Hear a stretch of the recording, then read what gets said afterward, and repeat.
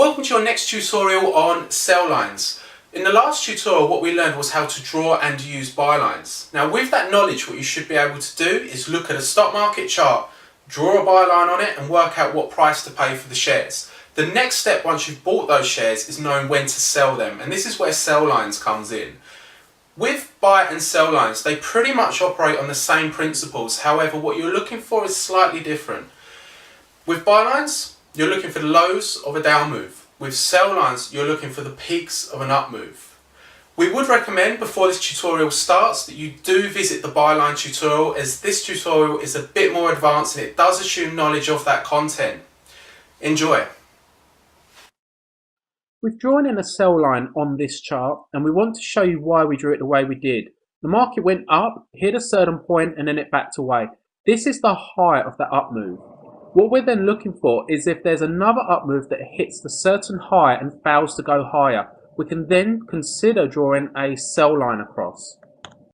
So now we have two peaks at the same price, we know we can draw a sell line. If the market only pulled back a little bit and then retested the highs, you probably wouldn't have the second peak. The fact that the market pulled down a lot makes that peak very significant. When the market does go back up to retest that price, it got sold. If it goes up a third time to retest the price, the chances are that people will be selling on that sell line, the market will break down.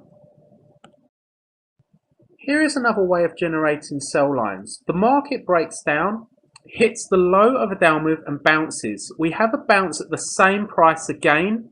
So what we learned in our last tutorial is we draw a line connecting the two of them lows and extend it outwards.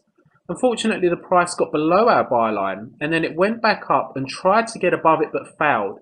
When you get underneath a buy line, it becomes a sell line, and that's why the market broke down at that point. So when you're above the buy line, it's a buy line. When you're below it, it becomes a sell line. And these lines function differently dependent on whether you are coming from above or below the line. We're going to show you some sell lines on a real stock market chart now. We have sell line 1 and sell line 2. When the market goes up, it rallies as high as 125p a share and then it breaks downwards. It has another go at getting above the same price and breaks down. That is a warning sign. That shows an area of resistance. A third time we try the same price and break down. We then know we can 100% use that as a sell line. What we can also say is there's another incidence over here at 125 pence, and you can see the market fell aggressively when it failed to get above that 125 pence, and we can show you on our ebook why that happened the way it did. What we've taught you so far is to connect the very highs of up moves, but there is another way of drawing sell lines. You can connect the highs of the little peaks. It doesn't need to be exactly the high of the up move, especially areas like this where we found support in the past. So when the market goes up, hits a little peak and pulls backwards, look to see if it happens again at the same price, and it does twice here. We then now know that we can use that as a sell line. And if we get above it, we can use it as a buy line, and we do get above it. We fail at sell line 2, but we can use the sell line 1 as a buy line if we chose that in our analysis.